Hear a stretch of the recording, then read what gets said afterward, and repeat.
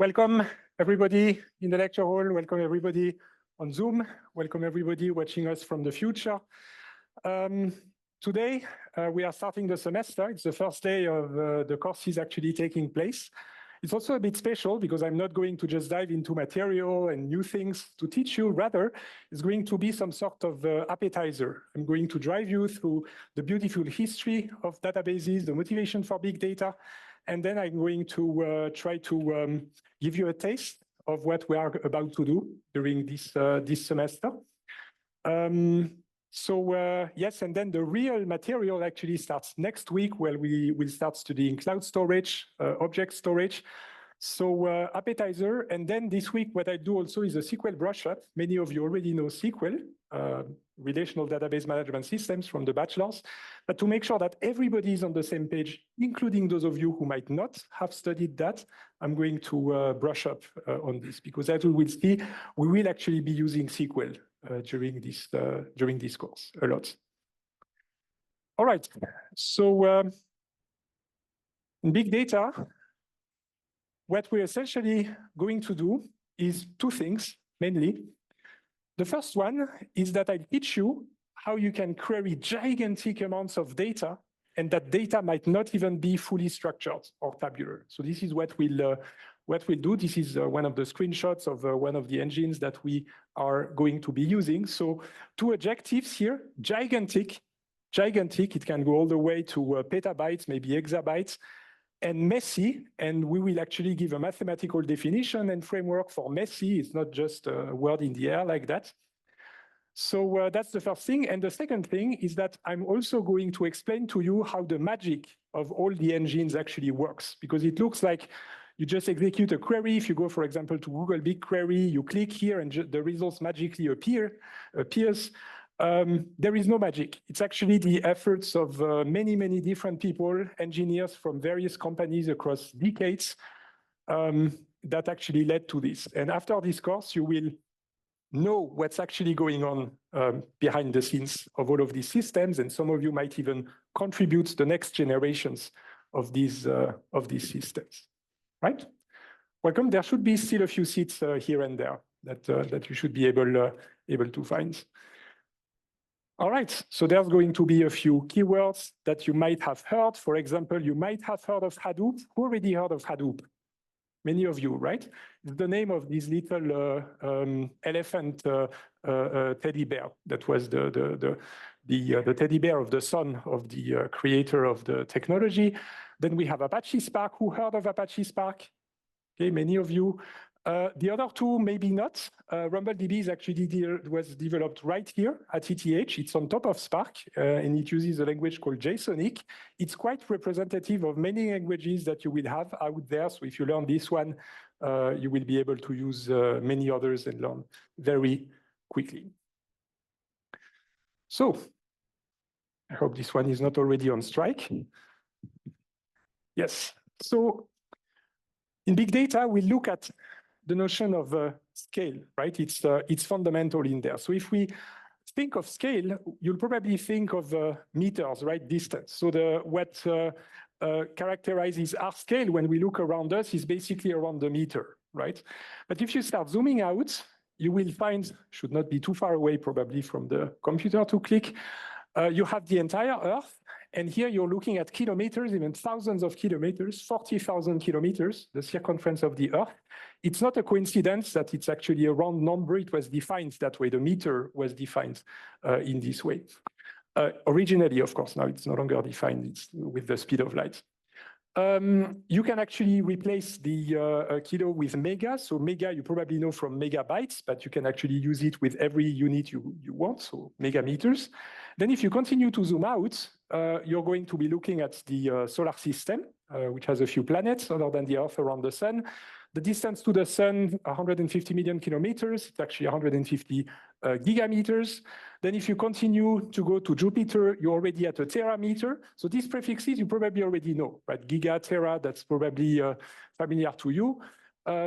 Petameter is the entire solar system, very roughly. So 10 petameters is 1 light year, typically. If you continue to zoom out, that's the entire Milky Way. That we are looking at 1,000 hexameters or 1 zetameter. And if you continue to zoom out, there's actually billions of these, at least that we can see, because maybe there's even more out there. And we are at 138 yottameters. I simplified here because that's actually, if you consider the expansion of the universe, it's actually more. But by simplifying, we are already at the yottameter. Until 2 years ago, these are all the prefixes that we had. Now there's even 2 prefixes that were invented. We cannot use them because the universe is too small for actually these prefixes. But an interesting lesson of this exploration of the universe is that the same people who look at the Big Bang and the entire universe also need to look at the small scales. They also need to look at individual particles like the quarks, the electrons that make up the atoms. And this is a lesson from chemistry or physics, but in fact, it's also a lesson for us because the same thing will happen with data. We'll look at large scales of data, but we'll also zoom on what the data looks like at very small scales, and you will see that it's very similar to actually chemistry when we manipulate data. So I like to have this analogy between physics and data science. I could talk for hours about that. I'm just going to give you an intuition behind that. Before that, I would like to know a little bit about your background, and it's an opportunity to test an application that is popular at ETH in courses. So you can go to this address right here in your browser right now, or you can go to whatever app store or Google Play you have and install EduApp 3 that's developed by ETH, right? Then you can click and you can answer questions. And now I have to move over right here in order to test one. So here we'll take the time to make sure that you can install it and actually answer as an exercise. So are you a computer science master student, a data science master student, a computational biology student with computer science skills, or from another program?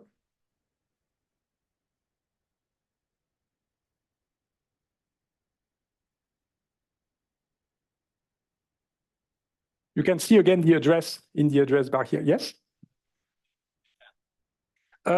Normally, if you're registered in the system and log in with your ETH username and password, you should normally find it. If there's any problem, we can debug it offline, or we can contact the development team to figure it out. But normally, it should just appear on your phone.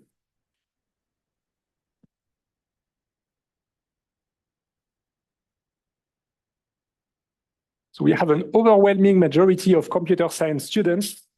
They outnumber us. We have a few data science students, master students.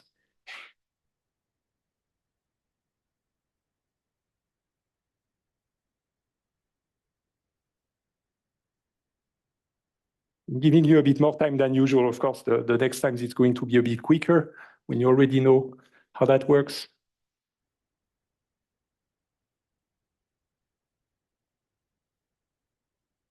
The nice thing about this is that you can do it from the lecture hall, but you can also do it from Zoom. So we have a few people connecting on Zoom, and you can also answer the same questions in real time. People watching us from the future, that's not yet possible. So you can only see the results.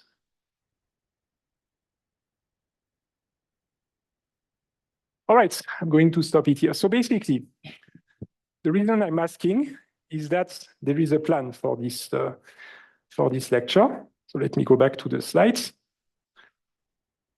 So normally, if I prepared it correctly, I'm supposed to land back exactly where we were. That's the moment of truth. I have to let it do its thing. Normally, we are exactly where we were. So the reason I'm asking is that, as you notice, there's a lot of people in this lecture hall, and in general, there's actually 450 people registered for the course. it's for this reason that we actually split the course by category. So this is the course for computer science and data science, master students, also computational biology, we have an agreement. People from other programs, they should attend big data for engineers in the spring. Or if you cannot wait, you can also attend information systems for engineers this semester, which is essentially the early days of databases, which is just as important as big data. That's a series of 2 lectures. It's basically the equivalent of the bachelor's lectures on relational databases that computer science students visit. All right. So normally the system will not let you register if you're not in the category. So it's really a capacity thing. We have to organize ourselves in this way. All right.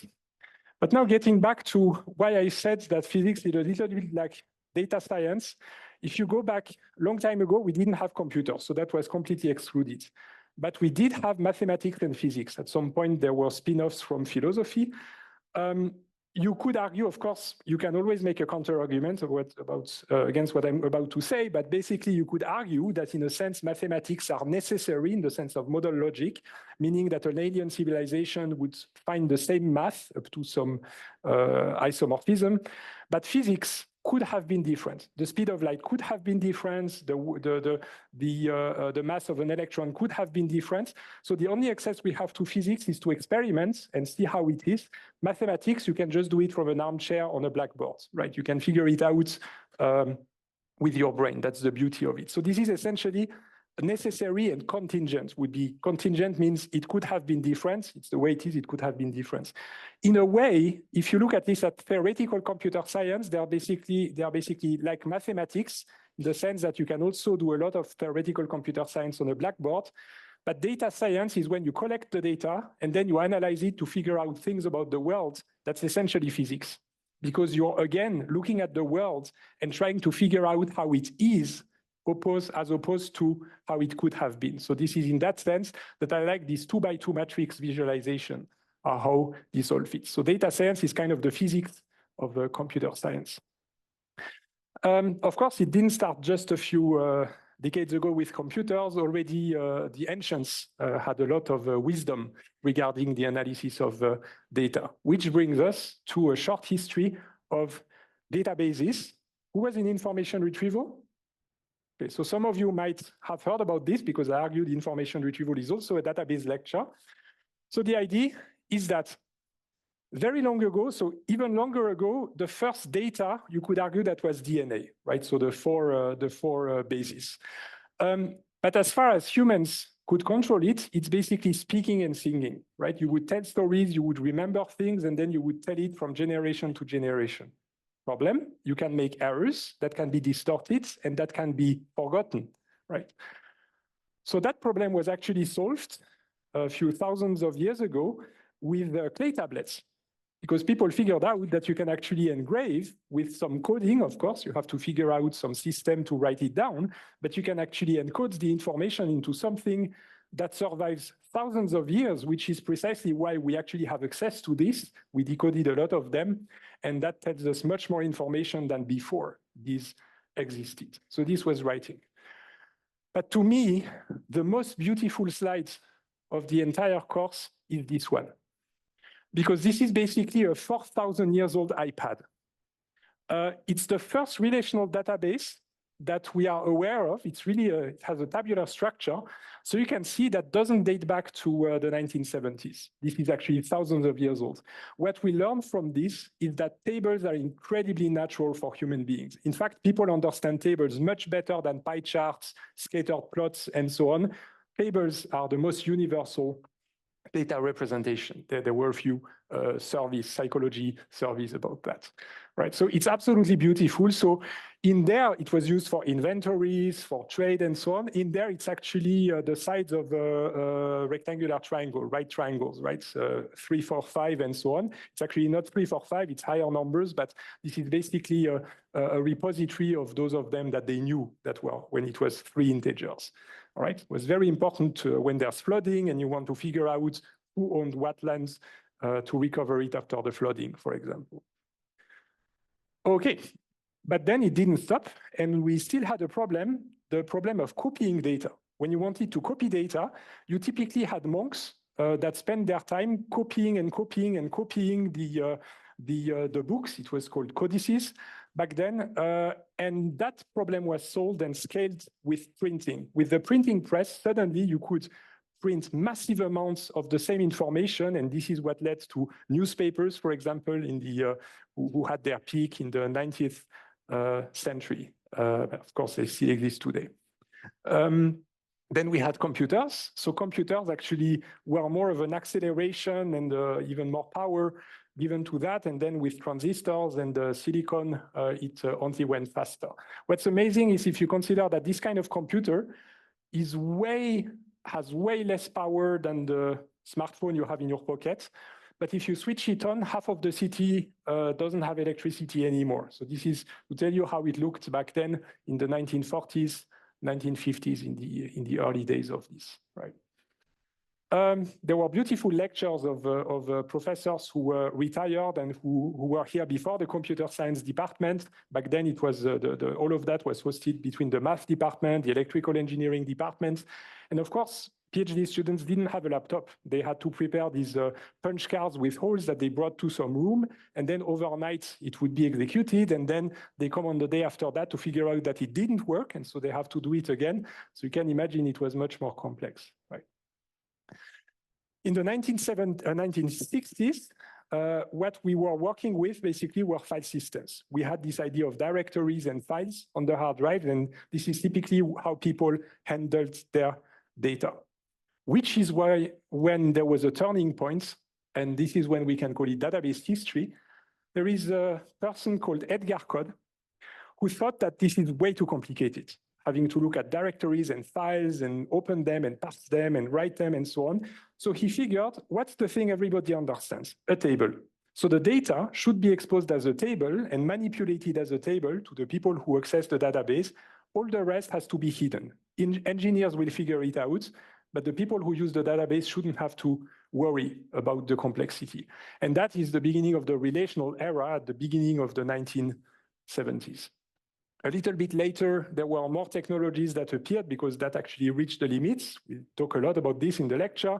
You might have heard of key value stores. At some point, that was as a hype as the blockchain, key value stores. Everybody wanted to have a key value store.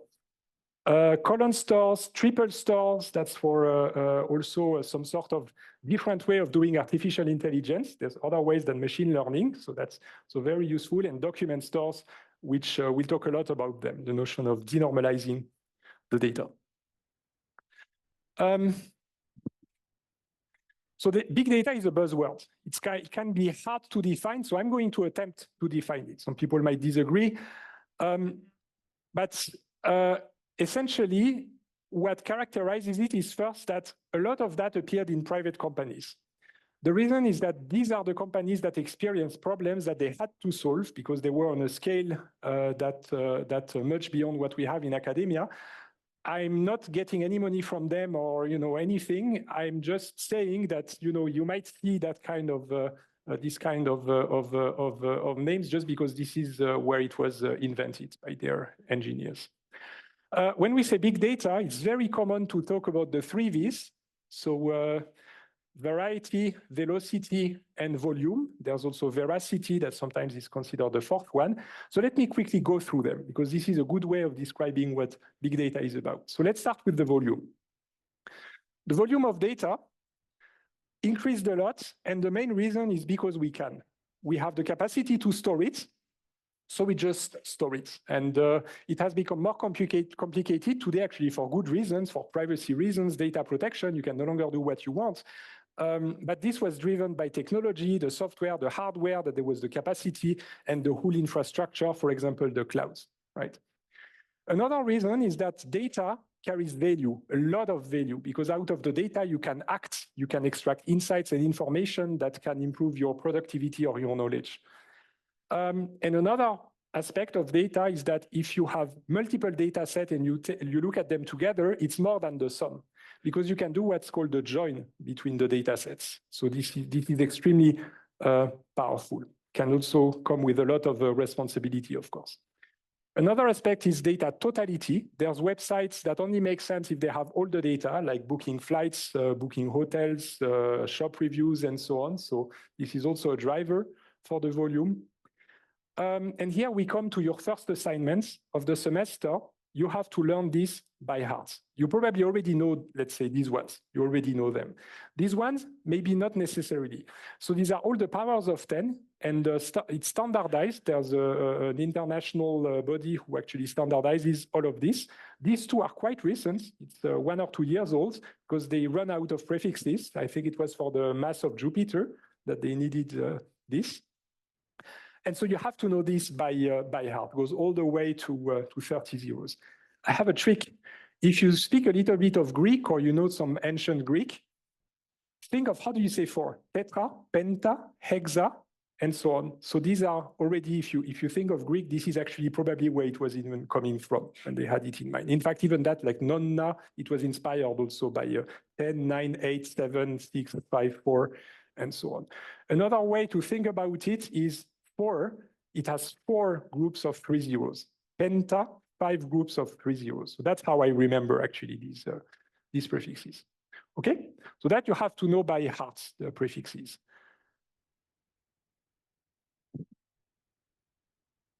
I have another question for you. It should be quicker this time. So what quantity of data do you consider to be big data? Megabytes? No, megabyte is not there. You shouldn't exaggerate. Gigabytes, terabytes, petabytes, exabytes, and zettabytes probably also. So what do you think? What is the threshold from which you would start saying that's big data?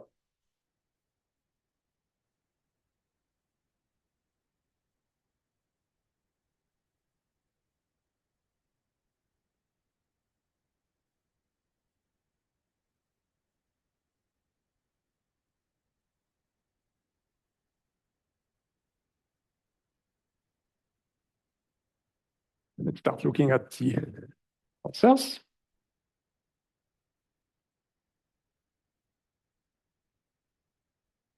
Petabytes has a majority vote, and it's actually quite common. A lot of people see it that way.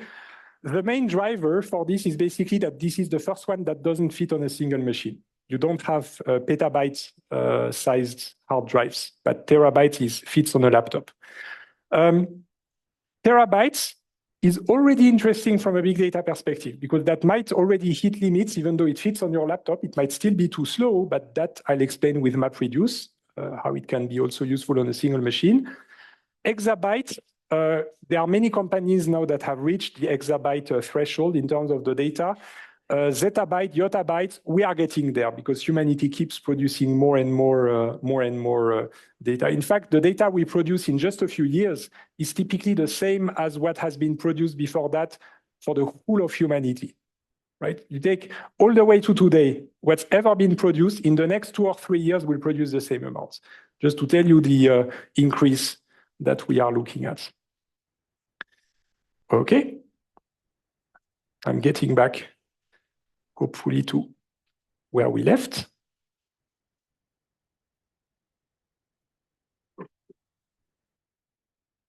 Okay. So you see, in terms of evolution for big data, we basically went to Jupiter in just a few decades, if you consider the comparison that I did earlier with the universe. So this is saying the speed at which the computers evolved is extremely impressive. I have to reassure you that I'm not asking you to learn by heart, even though there are people who actually enjoy learning by heart powers of 2. But some people tend to use the prefixes we saw earlier for powers of 2. It actually has to do with the fact that 2 to the power of 10 is roughly 1,000. And because of the roughly, people think of a kilobyte as 1,024 bytes and so on. But if you want to be rigorous, now there is a standard set of prefixes for the powers of 2, which approximates the powers of 10, maybe more here and a bit less here. So these are the prefixes. You might know that they exist, just be aware, but be also aware that some people use the other prefixes with the powers of 2. So just be careful about this. Okay? They are not that common. I mean, some people use them, but it's much less common than the others. That takes care of the volume. Let's look at variety. What do I mean with variety? Data has shapes. So the first shape is the one that I mentioned, tables, but data can also look like a tree. And I mean tree in the sense of computer science, theoretical computer science trees. We'll see a lot of them in this lecture. I'll tell you how they relate to tables. We have data that looks like graphs. Graph databases at some point were quite a hype. Maybe they still are a bit today. Then we have data that looks like cubes that actually dates back to the 1990s with business analytics. That's still very popular today for companies to prepare their reports. And finally, text, which now could be considered vector databases, kind of do that job, right, in the context of large language models. So originally, we just dropped the text as characters on the drive and analyzed it in plenty of ways. But now you can put that in a vector database and look at the data like vectors. We actually did that in information retrieval, for those of you who attended it. All right, so these are the fundamental shapes of data. There's really these 5: tables, trees, graphs, cubes, and unstructured or text. I'm thinking in the long term whether I shouldn't spin off the vector databases from unstructured and make it 6 shapes. That's still hovering in my mind. Maybe you can tell me what you think about that, right? This is not a ChatGPT lecture. There is an LLM lecture actually in the department for those who are interested. That is variety, and we will see variety in this lecture. We'll look at the other shapes of data and how they are characterized. Velocity is the third V. Velocity has to do with consuming the quantity of data that we produce, because that's a lot. Let me just show you a quick story for that. That is the best way to see what happens. I'm going to oversimplify, of course, but I'm going to oversimplify with 3 words that I'm giving a meaning to. Some people might use them in a different way, but I'm going to talk about capacity, throughput, and latency. With capacity, I mean, how much data can we store? The capacity of a hard drive. That's capacity. The throughput is how fast can we read it or transmit it, right? So so this is in bytes. This is in bytes per second. And then the latency is how much do you need to wait until you start receiving data? Some people use it differently. They call latency until you stop receiving data, right, including the transmission. But in that context of the lecture, I use latency until you start receiving data. And after the latency is gone, then you start transmitting the data. All right, so this is in seconds. Now, let's look at history. Let's rewind. The first commercially available hard drive that was part of an IBM computer, it dates back to 1956. I don't mean a disk, I really mean a hard drive. It has an incredible 5 megabytes of capacity. It could read 12,000 characters per second. The latency was 600 milliseconds, which is a lot by today's standard. The reason is quite simple. It's actually that big. It's really very big. It's 1 meter 70 times 1 meter times 70 centimeters. So this is absolutely gigantic. And if you think that that actually stored just 5 megabytes by today's standard. So let's compare it to today. Just to explain the latency. Why is there latency? Because if you look inside, there are disks. The disks rotate and you have a head that reads. So if you want to read this, you need to rotate it all the way to here. This is where the latency comes from. You need to wait until it spins all the way to where you can read the actual data. Now, this is what we have today. If we go to 2024, it might be there's even better now, but that's the largest I found. I even have to zoom because it's so small. This is the Western Digital Ultrastar. It keeps switching between several brands, but right now they have the records. It has 26 terabytes on a single drive, right? It's not several drives, it's a single drive. Throughput 260 megabytes per second, the latency 4 milliseconds. And the dimension is like this.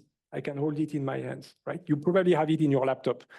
This is a hard drive as opposed to flash drives. Now there's SSDs.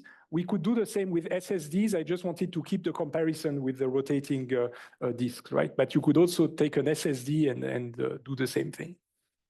Okay, so maybe I'll ask that question a bit later. Let me continue. Trying to be mindful of the time. Yes, so this is the progress that we have made if I take this absolutely gigantic 5 megabytes drive and the 26 terabytes Western Digital drive. The capacity, and I normalized it by unit of volume, right? It's bytes per cubic centimeters. It increased by this much. Now you probably wait until I click and this appears, but I don't need to because it's already there. This is by how much the throughput, the speed at which we read it, has actually increased. And the latency, you don't even see that, by how much it decreased. So I can actually put the numbers. By the way, these numbers keep changing, first because I'm actually bad at computing stuff, so I can make mistakes, but also because it keeps evolving. So currently, this is what I computed in terms of evolution. So 23 billion times more capacity per unit of volume, 20,000 more throughputs, and 100 times less latency. We are in big trouble. This is really, really very problematic. And the way it's very problematic, this is just a logarithmic scale, I will explain like this. Imagine that today we take a book by analogy, and that book has a capacity of 600,000 words, this book right here. The throughput would be the speed at which a human being can read, right? So that might be, for example, 1,000 words per minute, right? And the latency, that's when you need to get up and go to the shelf and grab the book, right, as an analogy. But let's focus on the first two. If you consider the capacity and the throughput, a simple division tells you that you can read the book in 10 hours. That's quite reasonable, right? If you take the latest Dan Brown, you can just read it in just a couple of hours. Okay, but now imagine that I'm going into the future, 2 centuries from now. That's much more than the time separating our 2 hard drives. Imagine that things have evolved to the point, by the same factors, to the point that now, 2 centuries from now, in 2224, we have so many words that I have to think about how much that is. That should be 14 quadrillions words. And we can only read 20 million words per minute. Now, if you do the math, that's 1,000 years to finish it. This is why we are in big trouble. If you try to read a hard drive in its entirety today, compared to reading a hard drive in its entirety 70 years ago, that's a massive difference. And that has to do with the discrepancy of the evolution of the factors. This is a huge problem. And this is really the driver. If I have to explain big data in just a few seconds, this is what drives big data. Because the fact that we have a discrepancy between the evolution of capacity and throughput is exactly what causes us to parallelize. And the other one, let me tell you, I'm just coming back. Computer, yes. So between throughput and latency, the other two, this has to do with batch processing. What that means, I'll explain during the lecture, but we can also do things that solve that. But talking about parallelism, parallelism means, imagine that you take that huge book from the future and you just cut it into subsets, the partitions of the book, and then you spread it over the whole Earth or the all members of a social network. Let's say you spread it over 200 million people, then you're back to 10 hours, thanks to parallelism. But now you need a lot of people who do it. But this is one of the very rare free lunches that we get also with the clouds, is that with the same amount of money, we can do the same thing much, much faster if we spread it and parallelize, right? But I'll come back a lot to this during the lecture. All right, so parallelization, we are back to 10 hours if we partition and spread over many people. In fact, that's the reason why in data centers, we basically have many, many machines, because we parallelize across the machines. That's one of the secrets of big data. The other one, as I said, is batch processing. So big data, I think, can be defined as the set of solutions that we came up with over the time to solve the discrepancy of the evolution of capacity, throughput, and latency. If it had evolved in the same way, we wouldn't even need big data. But because it didn't, we needed to invent all of these new technologies. Big data is everywhere. It's used in science. One of the main customers actually of big data is the CERN in Geneva. Who visited the CERN already? Probably you have an opportunity if you haven't yet. So you can see this is the evolution of CERN, and that's only all the way to 2017 in terms of the data that they produce. Because in fact, discovering the Higgs boson is a database problem. You just gather the data from the collisions, and then you execute queries, and oh, we found the Higgs boson. But you found it on a computer screen executing a query.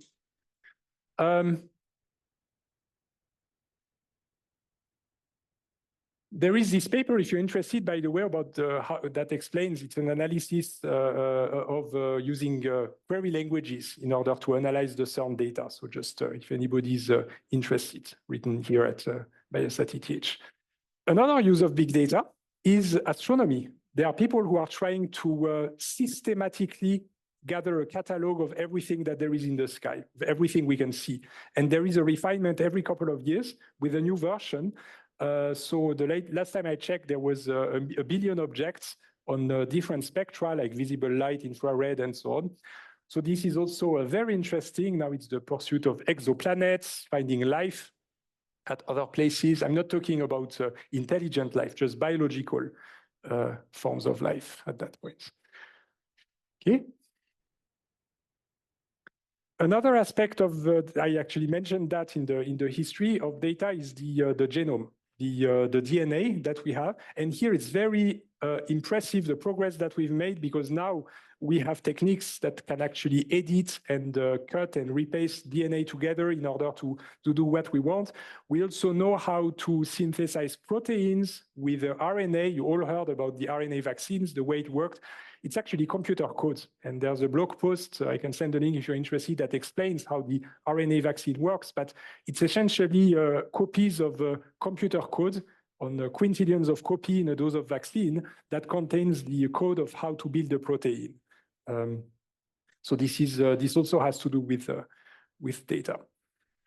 In fact, people even use DNA as a storage layer. You can store relational data on DNA and execute SQL queries on top of that. It's one of my colleagues who now he's in the UK, Thomas Heinis, who co-authored a beautiful paper about this. So DNA is also a very promising place to actually store the data in the future. All right, so now the course, because we are looking at big things like discovering life and so on, but let's get back to the lecture. So what we will study is the database aspect of data science and big data, machine learning AI that's on top of this. You can extend this system with machine learning capabilities. Spark, for example, has Spark ML and so on, but it comes on top of what we are doing. So it's the first layer that is then complemented by other lectures. This is the dream team that we have. We needed a lot of TAs because we have a lot of students. So here they are. Some of them are in the room. Can you maybe stand up so people can see you? So these are all of the TAs who will organize the exercise sessions. They'll support you if something doesn't work. They'll help you. Some of them will design the exam for you at the end of the semester, grade it, double check. All right, so maybe let's give them a round of applause to encourage that.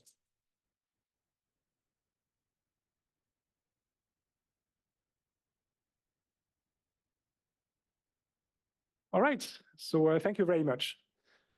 You might have noticed at least one of them who is not sitting in the room right here, because she's actually sitting somewhere else. That's Ethel. Who heard of Ethel?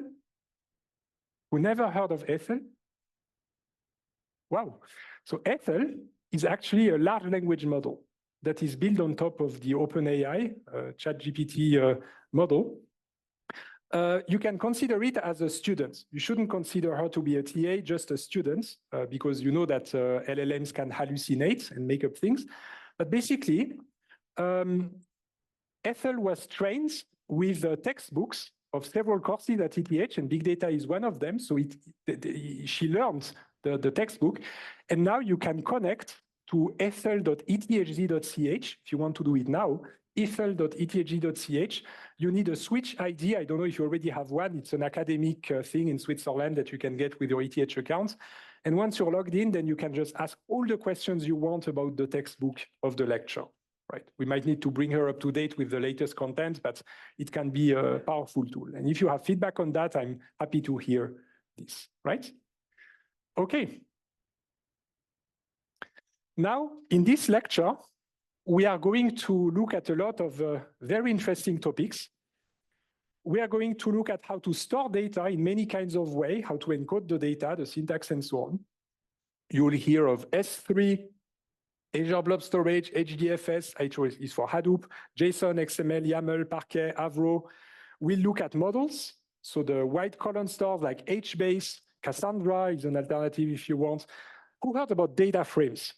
Everybody heard about data frames, pandas, and so on. So we look at data frames, but we'll rigorously define what a data frame is in terms of the model. We'll look at schema validation that has to do with data frames as well. Then we look at how to process data. How does it flow in a data center, right? So we look at the first generation, MapReduce, then we look at the resource management aspects of this, and then Spark, Apache Spark, which is the second generation of distributed processing. And finally, we look at the management level, how we can store documents, like who knows MongoDB? That's one of the NoSQL companies, so we look a little bit into this. And then at the top level of the level of abstraction, we look at query languages, so SQL, JSONic, and so on. There's many of them. So I'll explain to you in particular the difference between a query language and an API. Pandas is an API. It's not a query language. A query language allows you to very succinctly write queries. And it's very popular even with non-computer scientists, like SQL, for example. Okay? So now here's the plan. But I have updated that slide, but I'll correct that. That should be 3 to 4, not 1 to 2. So if you attend the weekly lecture today, 2 to 4 every Tuesday, and on Wednesday, 9 to 10, it's in the lecture hall right there behind, E5. If you attend the exercise session, not this week, there is none this week, it starts next week. It's on Wednesdays and Fridays for 2 hours. By the way, I know it's full. We will extend the capacity. You don't have to worry about that. We will provide more capacity. We'll have the TA meeting in order to plan all of that, so that next week you will be all set for the exercise group. It might be that there is a support session to test Docker. We'll inform you also, the TA team will inform you if that actually takes place. If it's not this week, it's going to be next week, right? But the goal would just be to test that on your laptop, Docker actually works, and you can run our software. Then you're supposed to have some hands-on self-study. 1 or 2 hours is for big data for engineers. For you, it's 3 to 4 hours because you get 10 credits, right? That's a third of a full time in a semester.